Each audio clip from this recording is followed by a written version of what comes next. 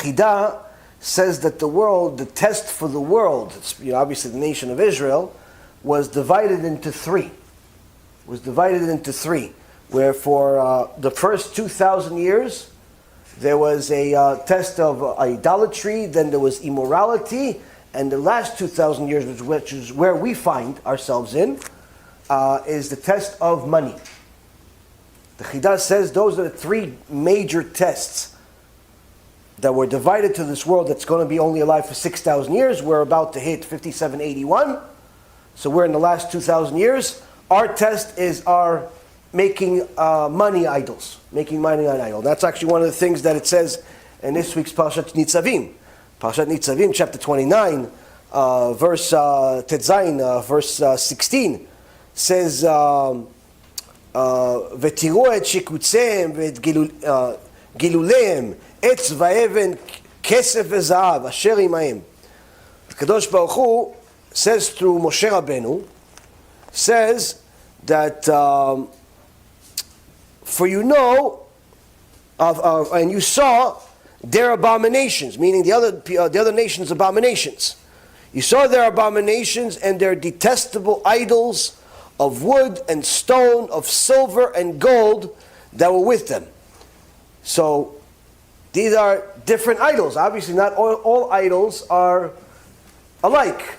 I had a chidush one time where the etz, the wood represents Christianity, the stone represents the Islam, silver also is a kesef, says silver, but kesef is also money.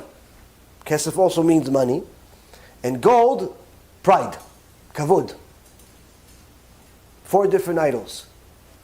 Worshiping Christianity, worshiping all types of heresy, thinking that Muhammad is bigger than Moshe Rabbeinu, all types of nonsense. Even though the Rambam says that Islam is not idolatry, they believe in the same God, but still, it's obviously not what Hashem wants.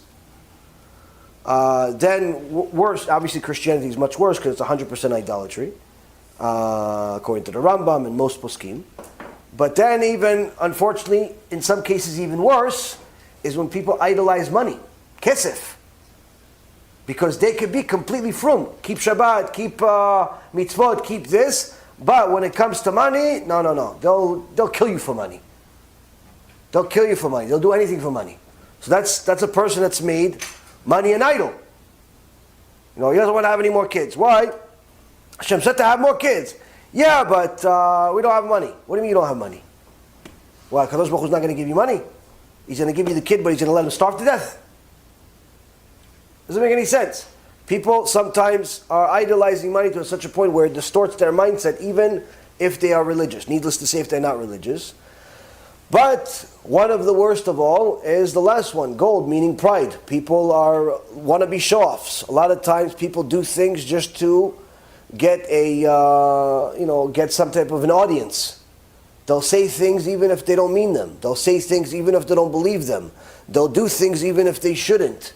They'll do things even if they couldn't. Why? They want to be praised by the public. They want attention. They want popularity. They want likes. Pride perhaps is the most dangerous of all of them because it could literally be in you without you knowing. You could be a prideful person without even realizing that that's the reason why you're suffering so much. I'll give you a couple of examples. How terrible pride is. Many times, you tell people, listen, why don't you do tshuva, do this, do that, da. And Baruch Hashem, many times they listen. And then you tell them, okay, you have to read, you have to learn, you have to do this. No, it's too tough. Maybe I'll do something else. Maybe I'll do something easier. And they complain about the difficulty of what you're asking them to do because it's going to take an extra half hour or an extra hour. But they complain about it for 6 months. Why? Because they want it catered to them a certain way, a certain size, the way they want it. They want you to nurse them for their whole life. They want to be babies. They don't want to be grown-ups. And what ends up happening is that they're so focused on having things their way, they forget to realize that had they not complained about the difficulty and simply did what they were supposed to do, did what they were told to do, they'd actually be finished by now. I have this situation happen to me many times with people. Many times with people. I had one time a wonderful, wonderful person came to me, learned, wanted to convert to Judaism. Now I told him, you would be a great Jew because you have good character traits, you have, you're a nice person, you like to learn. And he learned with me for a while. And one of the requirements is that you have to live in a Jewish community. So after being with me already for a couple of years, I told him, listen, you're ready to convert. You've already been ready. Only thing is missing is you don't live in a Jewish community. Just move to a Jewish community and I'll convert you tomorrow. I'll take you to the Bet Din. I'm more than happy to do it. You're a good guy. You're perfect. Yeah, I'm still looking. You're looking for that long? Okay, all right. Well, I'm not a babysitter. Well, look, whenever you're ready, let me know. But months would pass and I would see him every week. Now they're 3 months. Now they're 6 months. No, you ready or what? No, I found something, but it's still $200 more expensive. I said, what? What do you mean it's $200 more expensive?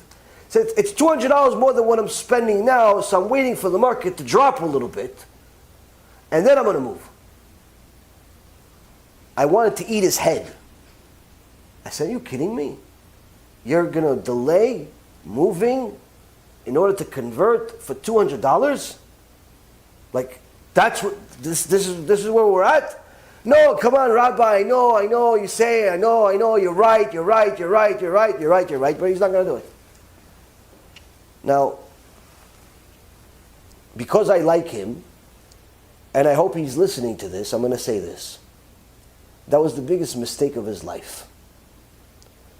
Because HaKadosh Baruch Hu doesn't have an open door policy that remains open forever. And what ended up happening is that he didn't take the advice that I gave him to just simply find a way to come up with the extra $200. Find a way to do it. Don't delay becoming part of the chosen people for a measly $200. Just get it done. And he had a way to get it done. It was unfortunately a very serious disease that, like I said, idolatry of money. Just I want things my way. I want things to fit my budget and my Excel spreadsheet and my QuickBooks and the way that I'm used to things. Where does that come from? Number one, it's idolatry of money. Number two, it's ego. It's ego. You want things your way. HaKadosh Baruch Hu says, oh, you want things your way? How about this? You're not going to become a Jew. How about that? How about that for that? And you know what happened? For another year I waited for him. Another year he kept coming to my shurim. And I liked him so much. And I said, I can't believe it's been a year already, since I already told you to move. And you still have him for the $200. He goes, yeah, I know it's not available, this, that. And eventually what ended up happening, one day he just disappeared. He came to every single lecture. Some of you know him. And everyone loves him. He came to every single lecture. He was one of the best. And one day, Hashem just simply took the desire to convert out of his heart. Nothing happened. We didn't get into a fight. There wasn't a disagreement, nothing. Just one day, just disappeared. And just stopped desiring to be a Jew. And he wanted to be a Jew for many years, even before he met me. Why? Kadosh Baruch Hu says, if you're not willing to take a $200 risk on me, we can't be close. We can't. And that's what happens. B'Shem Hashem Na'aseh v'Natzliach, we're very excited to offer you the new Be'ezrat Hashem app 3.0. It's a newer, faster app, full of Torah, lots of Kedusha by the shiurim that we do, myself, Rav Ephraim, Rav Chaim, where you'll have also newer features where you're able to use the app while you're using other applications on your phone. You'll be able to share the lectures directly from the app. You'll be able to donate online and support our Cube and our Torah work that we're doing. And the most exciting feature is that you'll be able to actually ask questions directly on the app and get answers from the rabbis directly from the app. This is something unprecedented, and Baruch Hashem will be able to offer it. Thank you again for all of your support. Check it out. Make sure you have the kosher Torah that will re-energize your neshama each and every single day. Kol tu b'chavatzlacha.